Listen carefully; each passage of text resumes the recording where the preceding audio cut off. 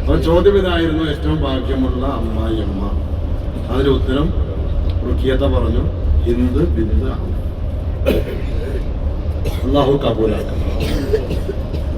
അങ്ങനെ ആ ഒരു സൗഭാഗ്യം ആ അമ്മായിമ്മക്ക് കിട്ടാനുള്ള കാരണം മരുമക്കളായി വന്നവരൊക്കെ വമ്പയ്ക്കന്മാരാണ്.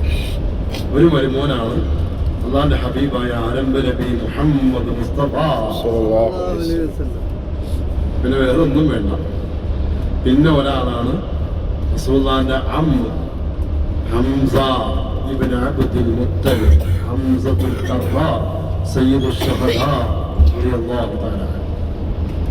പിന്നെ മറ്റൊരു മരുമോനാണ് അബ്ബാസ് ഇബ്നു അബ്ദുൽ മുത്തലിബ്, റസൂലുള്ളാഹിന്റെ അമ്മ റസൂലുള്ളാഹി സ്വല്ലല്ലാഹു അലൈഹി വസല്ലം. പിന്നെ മറ്റൊരു മരുമോനാണ് അലി ഇബ്നു അബി ത്വാലിബ് കറമല്ലാഹു വജഹ. പിന്നെ മറ്റൊരു മരുമോനാണ് ജഅഫർ ഇബ്നു അബി ത്വാലിബ് റളിയല്ലാഹു അൻഹു.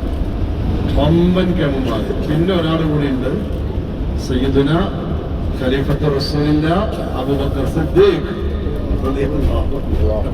പിന്നെന്ത് വേണം? പിന്നെന്ത് വേണം?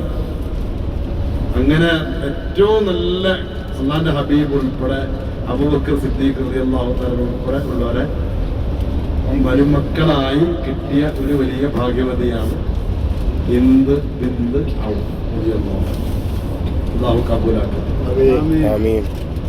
അത് ആ ഉമ്മയുടെ മകളാണ് ഹറ ബീവിനെ റസൂലുള്ളാഹി കല്യാണം കഴിച്ചു. പേര് മാറ്റി മൈമൂന എന്ന് പേരാക്കി. റസൂലുള്ളാഹി സ്വല്ലല്ലാഹു അലൈഹി വസല്ലം അവസാനം കല്യാണം കഴിച്ചത് ഹറ ബീവി, മൈമൂന ബീവിയെ. ആദ്യം കല്യാണം കഴിച്ച ഖദീജ ബീവിയും അവസാന കല്യാണം പരിശുദ്ധമായ മക്കയുടെ സമീപത്തുണ്ട്. ബാക്കിയുള്ളവരൊക്കെ മദീനയിലുണ്ട്.